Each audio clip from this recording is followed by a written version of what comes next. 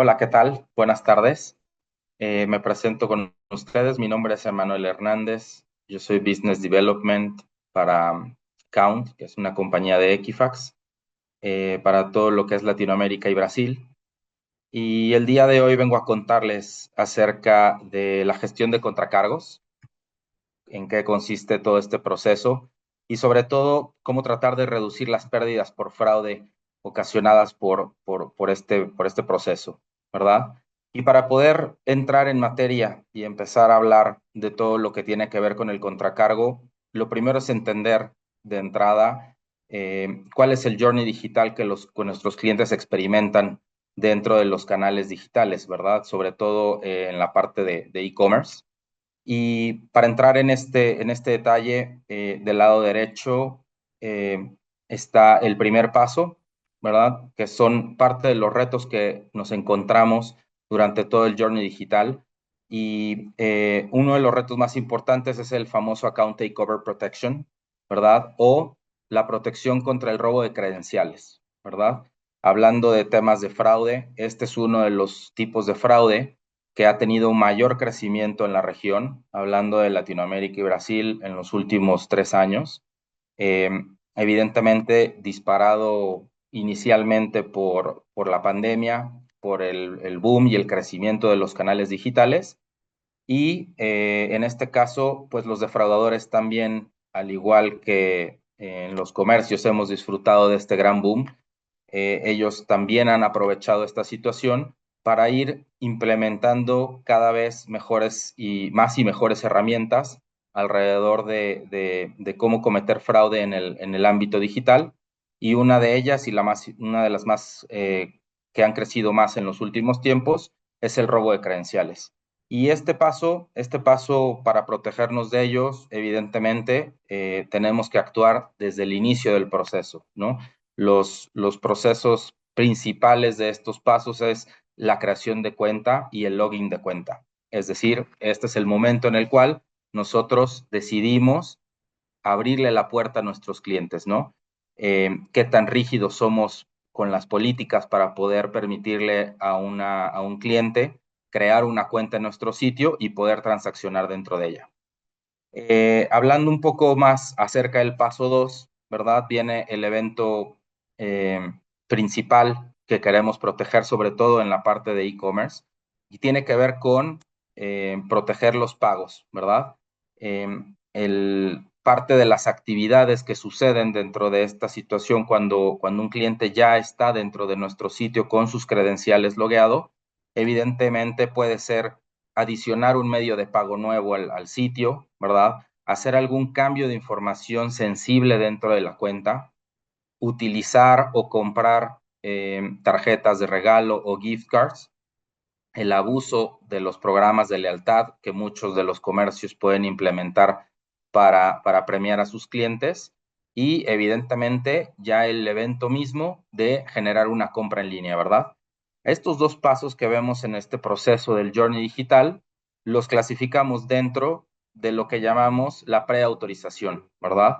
Y el evento básico que define la autorización es precisamente cuando enviamos un pago a procesar, ¿verdad? Entonces, todos estos dos eventos, todo lo que está dentro de estos dos pasos, nosotros podemos utilizar herramientas de prevención de fraude, ¿verdad? Que están antes de mandar a procesar un pago. Sin embargo, ahí no termina el journey digital de un cliente. Una vez que un pago se manda a procesar, pasamos a todo lo que tiene que ver con el paso 3, que está a la derecha de la diapositiva, y que es referente a toda la administración del contracargo, ¿verdad? Aquí empieza un proceso grande que muchos de ustedes ya deben conocer. Son procesos largos, detallados, con muchas regulaciones que cumplir, inclusive a lo largo de los territorios de Latinoamérica y Brasil, esas regulaciones cambian de país a país. Entonces, es un proceso tedioso, no muy sencillo de administrar, ¿verdad? Y que lo que tendríamos que buscar en este espacio, evidentemente, sería, por un lado, detener pérdidas del contracargo. Estos procesos son procesos costosos, ¿verdad? existe mucho proceso manual dentro de estos eventos, por lo cual es importante tratar de disminuir estos costos. En un segundo lugar, tratar de interceptar o deflectar las disputas, y con esto me refiero a tratar de ser preventivos para tomar medidas antes de que el contracargo se ejecute, ¿verdad? Siguiendo también, por ejemplo, con reembolsos en tiempo real, reducir y luchar contra el fraude amigable, hacer unos procesos y estrategias de representación de contracargo y evidentemente tratar de apoyarnos en plataformas tecnológicas que nos ayuden a mejorar este proceso, que nos ayuden a guiar el proceso de mejor manera y en términos generales administrar todo lo que tiene que ver con el contracargo de una manera óptima. Y todas estas acciones que podemos ejecutar están agrupadas, como comentaba antes, ya en la parte de la post-autorización, ¿no? Entonces, son dos grandes mundos en los cuales, afortunadamente, existen herramientas para poder luchar contra el contracargo, ¿vale? Las acciones para prevenir un contracargo comienzan desde el inicio del journey digital de los clientes. Con esto a lo que nos referimos, evidentemente, es que podemos ser preventivos para evitar estos eventos de contracargo en la mayor medida posible, ¿verdad? Para esto, una recomendación importante es que busquen herramientas o plataformas, ¿verdad? Que sean end-to-end, que tengan, que sean plataformas que puedan cubrir el fraude digital en estas tres fases que ahora mismo estamos describiendo, ¿verdad? Y para seguir avanzando, tenemos lo que nosotros hemos definido como el fraude digital en estos tres grandes grupos, ¿verdad? Por un lado tenemos lo que es el fraude criminal, por otro lado tenemos el fraude amigable y en una tercera instancia tenemos todo aquello que son contracargos legítimos, ¿no?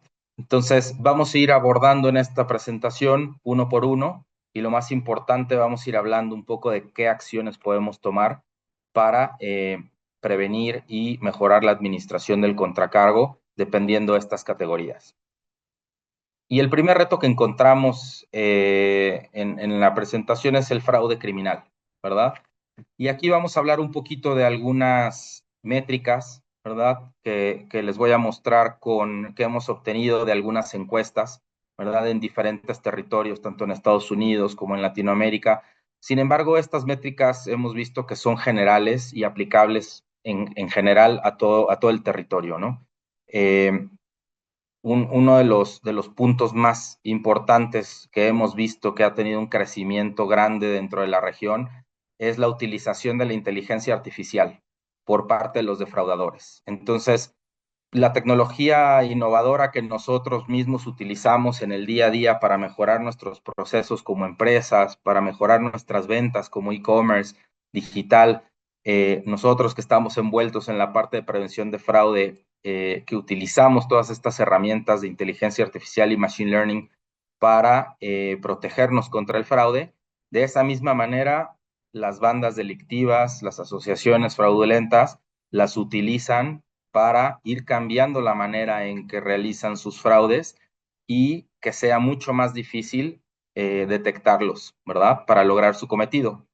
En estas cifras que vemos, que les muestro en esta diapositiva, por ejemplo, se ha demostrado que la utilización de la inteligencia artificial para hacer que haya robo de credenciales y poder hacer transacciones fraudulentas generan, ¿verdad? En esta gráfica lo podemos ver, que si el ticket promedio de los contracargos que encontramos es de $66, cuando hay un contracargo que está envuelto en fraude de robo de credenciales, usualmente el ticket promedio se vuelve $240. Entonces, no solo está creciendo el número de fraudes y de contracargos que están relacionados al fraude, sino el valor del mismo contracargo encontramos que son valores altos, no mucho más altos, por lo cual los costos del contracargo siguen y siguen aumentando.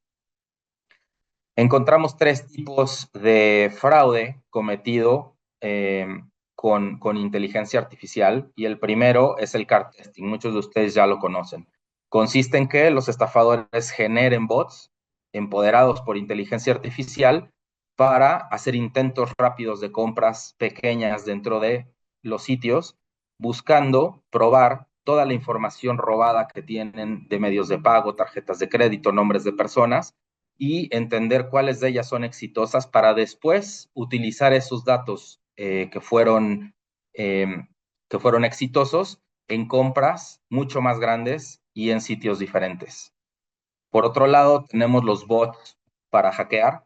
En este caso, los criminales generan robots para poder hackear sitios y poder robar credenciales de clientes, información sensible de los clientes, que después van a utilizar para poder entrar a los sitios, ¿verdad? Y ya sea hacer transacciones fraudulentas o inclusive robar más información sensible de los clientes.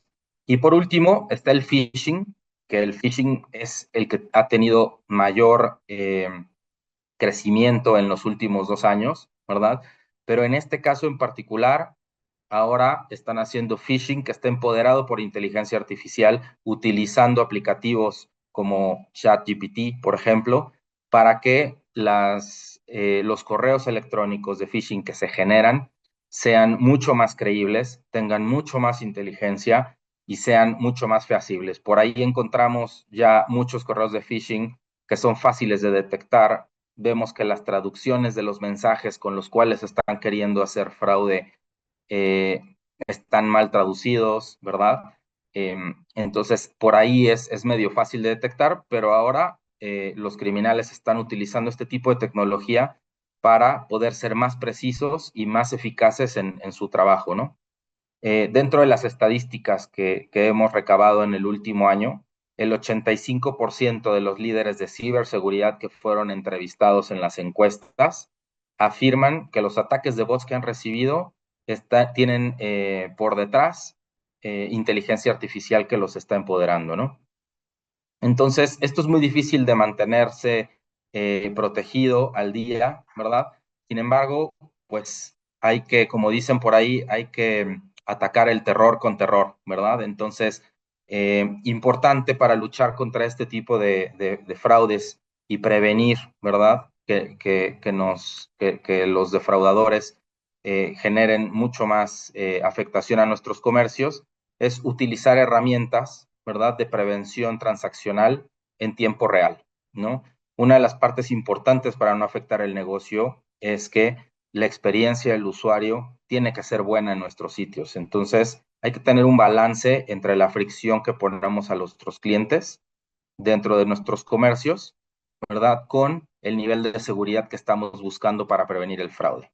Y este tipo de herramientas nos van a permitir hacer eso.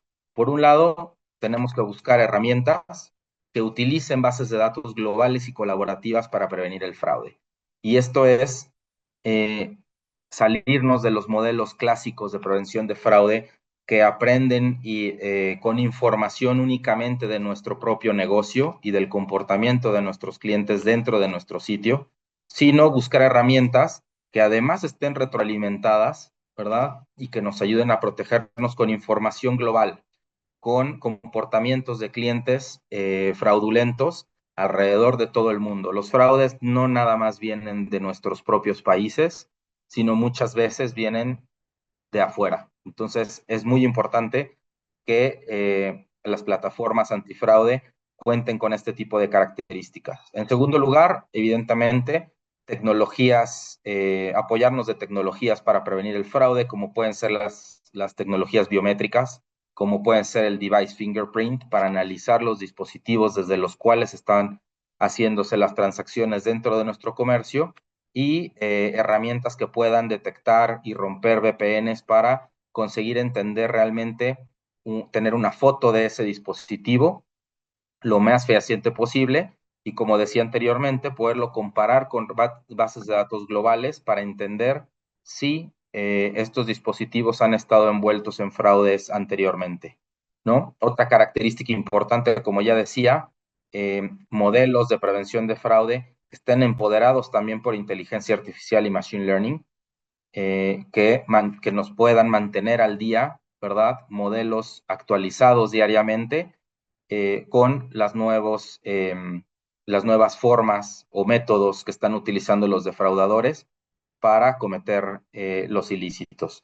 Flexibilidad de adaptación a reglas de negocio, esto es muy importante, ¿verdad? Queremos proteger nuestros negocios, pero también queremos fricción adaptativa para nuestros clientes. Es importante poder determinar cuándo es bueno o es necesario incrementar la fricción a los clientes para asegurarnos que es un cliente legítimo y cuándo necesitamos que nuestros clientes, al ver que es una transacción segura, puedan transaccionar dentro de nuestro sitio de manera normal y fluida, ¿no?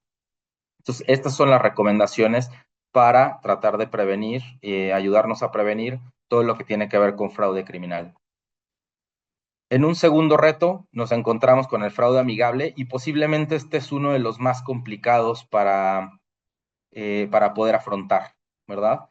El fraude amigable en realidad es mucho más común de lo que parece, ¿verdad? Si nosotros preguntamos o hacemos un análisis sobre las razones por los cuales los clientes colocan o quieren disputar un contracargo, seguramente no va a coincidir con la realidad, ¿verdad?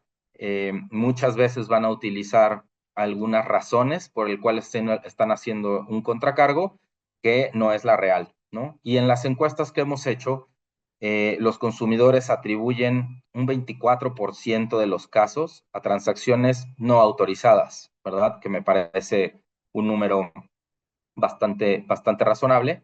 Y esto tiene que ver con aquellas transacciones que realmente ellos no están reconociendo porque no las hicieron, ¿verdad? También encuentran otro 27% donde lo atribuyen a errores del comerciante. Es decir, hubo un error en la transacción, el comerciante cobró de más, no envió el bien que había comprado, ¿verdad? Y como el comerciante no les ha podido resolver su queja, lo que hacen es poner un contracargo con el banco, ¿verdad? Y por último, tenemos otro 44.5% de razones que tienen que ver con irresponsabilidad de los compradores en realidad. Entonces, hay muchas razones que se pueden atribuir a esto, las tenemos listadas del lado izquierdo y, por ejemplo, pueden ser que no recuerdan haber realizado la compra, ¿no? Que el artículo que ellos recibieron no era lo que esperaban, que ellos no se dieron cuenta que la compra era parte a lo mejor de un pago recurrente, ¿no? Pensaban que era un pago de one time y al final terminó siendo un pago mes a mes. Puede ser que ordenaron algo equivocado, se arrepintieron, que quieren cancelar alguna suscripción, pero lo olvidaron, ¿no? O que experimentaron un arrepentimiento de comprador, que pasa mucho, ¿no? En el momento, en una venta, hacen una compra y después entienden que compraron demasiado, que prefieren no haberla hecho y simple y sencillamente se echan para atrás. Y por último, realmente una participación intencional para hacer un fraude en comprar tener algún bien y recibirlo por gratis, ¿no? Entonces, si se fijan todas estas razones, es muy complicado. Me parece que es uno de los fraudes más complicados de atacar, pero afortunadamente tenemos distintas acciones que podemos tomar en esta parte. La primera, evidentemente, mejorar nuestra estrategia de atención al cliente. Si nosotros tenemos dentro de nuestros comercios una buena estrategia para atender a reclamos de los clientes, muy seguramente vamos a estar pudiendo resolver este tipo de inconformidades con los clientes antes de que decidan ir con el banco a poner un reclamo. En otras palabras, muy seguramente nosotros como comercios va a ser más fácil que puedan resolver y más efectivo y rápido la problemática o un reclamo de un cliente que el mismo banco, ¿verdad? Por otro lado, tenemos la flexión del contracargo. Existen algunas soluciones, ¿verdad?, para prevenir los contracargos que están diseñados específicamente para detener este tipo de fraude amigable. Y este tipo de aplicaciones lo que hacen es compartir mucha más información con los bancos emisores acerca de las transacciones que se realizaron dentro de su comercio. ¿Y esto qué es lo que permite? Que cuando un reclamo llega a un banco emisor, ese banco emisor y la gente que está atendiendo el reclamo pueda tener mucha más información acerca de la transacción, como el detalle del producto, la información de entrega, ¿verdad? La evidencia de la entrega del producto, algún historial de compras adicional que haya hecho dentro del sitio, sobre todo para clientes recurrentes, qué artículos estaban dentro del carrito de compras en el momento de la transacción. Toda esta información va a ayudar en gran medida a que un cliente que está queriendo hacer un contracargo amigable desista de continuar con el proceso, sabiendo que el banco emisor tiene todos los elementos para poder demostrar que esa fue una transacción legítima hecha por el cliente. Otro tipo de acción que podemos hacer es utilizar las alertas preventivas y reembolso de recargos en tiempo real, ¿verdad? Existen también herramientas y servicios de alertas tempranas de las marcas, de las tarjetas, ¿verdad? Que lo que ofrecen a los comercios es poder enviarles alertas cuando un cliente está poniendo un reclamo en un banco emisor, de manera que cuando se inicie el proceso del contracargo, ellos pueden tener en línea un aviso previo de que un contracargo viene en proceso y ahí tener la posibilidad de poder definir ese contracargo en ese momento, ya sea decidiendo reembolsar esa transacción en ese momento o contactar a sus clientes, ¿verdad? Para tratar de resolver esa disputa por parte del equipo de atención a clientes, o sencillamente querer ahí sí tomar la decisión de avanzar y editar una contracarga, ¿no? Con esto podemos hacer, es importante para poder bajar los umbrales de contracargo que tenemos los comercios con las marcas. Ustedes ya saben que hay umbrales definidos por las marcas. Cuando el contracargo crece y llega a esos umbrales o los supera, las mismas marcas pudieran inclusive dejar de transaccionar sus compras, ¿verdad? Entonces es importante, es una herramienta muy eficaz, porque permite inclusive en muchos casos, si los reclamos se hicieron de manera temprana, poder inclusive parar el paso de un bien, ¿verdad? Poder hacer el reembolso y evitar todas las multas tarifas de contracargo a las cuales se hace acreedor del comercio cuando un contracargo firme llega, ¿no? Y al final, evidentemente, la posibilidad de responder al fraude amistoso y recuperar esos ingresos, ¿no? Herramientas para administrar el contracargo de manera adecuada, buenas estrategias para hacerlo, les va a permitir mejorar sus tasas de gane cuando está presentando una disputa para contracargo, ¿verdad? Entonces, estas son las posibilidades que ustedes tienen para poder proteger en este punto del contracargo. Y por último, tenemos el reto número 3, ¿verdad? Que es la administración tal cual y la disciplina de los contracargos. En este punto, como comentaba anteriormente, nosotros podríamos decidir, inclusive, cuando hay un contracargo que queremos disparar, ya sea por el valor del contracargo, ya sea porque tenemos toda la información y las pruebas que nos van a ayudar a poder ganar esta disputa. Entramos sobre todo este proceso, ¿verdad? De poder pelear los contracargos. Y la gestión del contracargo en realidad, como ustedes saben, es una tarea muy desafiante, ¿verdad? Tenemos distintas razones por ello, pero una de las principales es que tenemos un proceso manual envuelto dentro de estos procesos de contracargo. Estos son procesos que consumen mucho tiempo, que requieren tener equipos grandes, ¿verdad? Con muchos recursos para poder pelear, analizar uno a uno todos los contracargos que estamos teniendo y recabar todas las pruebas que se requieren, todos los formatos que son necesarios para poder presentar una disputa de contracargo. En un segundo lugar, tenemos el reto de tener procesos y datos segmentados. Es decir, para cada una de todas estas fases que estamos contando ahora, muchos tenemos herramientas separadas para administrar pedacitos de cada uno de todos estos procesos, lo cual hace muy engorroso, ¿verdad? El poder tener la información en un solo lugar y tener al alcance de la mano toda la información que se requiere. Dentro de estos procesos hay mucho tiempo que las empresas dedican a poder consultar, extraer y recabar toda la información necesaria para armar el expediente de disputa. Y por último, otra de las problemáticas importantes son las reglas y los procesos confusos.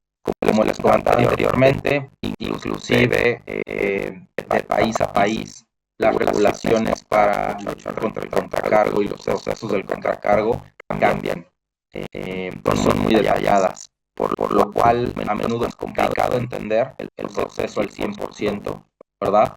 Y los mismos diseños de nuestras estrategias para defendernos contra el contracargo son estrategias complejas que tienen muchas variantes, por lo cual se vuelve de nuevo un trabajo muy complicado, tedioso y muchas veces inclusive complicado de medir, ¿verdad? Tanto el resultado de los esfuerzos que hacemos para luchar contra el contracargo, ¿verdad? Como inclusive las puras métricas o costos asociados que vienen al estar ejecutando estos procesos. Dentro de las encuestas que hemos realizado, el 94% de los trabajadores que se dedican o que participan en estos procesos para disputar contracargo afirman que la gran mayoría de las tareas que realizan les consume muchísimo tiempo y son tareas muy repetitivas. Entonces, con estas problemáticas, ¿qué podemos hacer? ¿Qué acciones y qué medidas podemos tomar para tratar de eficientar todos estos procesos? Por un lado, tratar de recaer en herramientas que sean end-to-end. Como comentaba al inicio, una de las partes importantes cuando ustedes estén buscando herramientas que les ayuden a pelear contra el fraude y en consecuencia a administrar el contracargo, tendría que ser aplicaciones que puedan estar y que ofrezcan soluciones alrededor de todas estas actividades del journey digital del cliente. Esto seguramente les va a ayudar a tener información centralizada y bases de datos comunicadas entre sí, ¿no?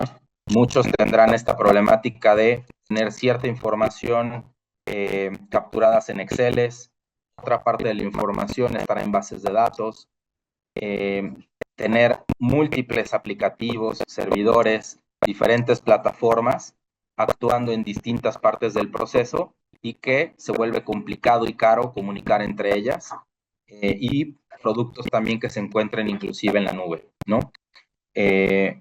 Otra de las digamos, de los retos que tenemos en esta parte y que podemos tener acciones para mejorar es aumentar la automatización.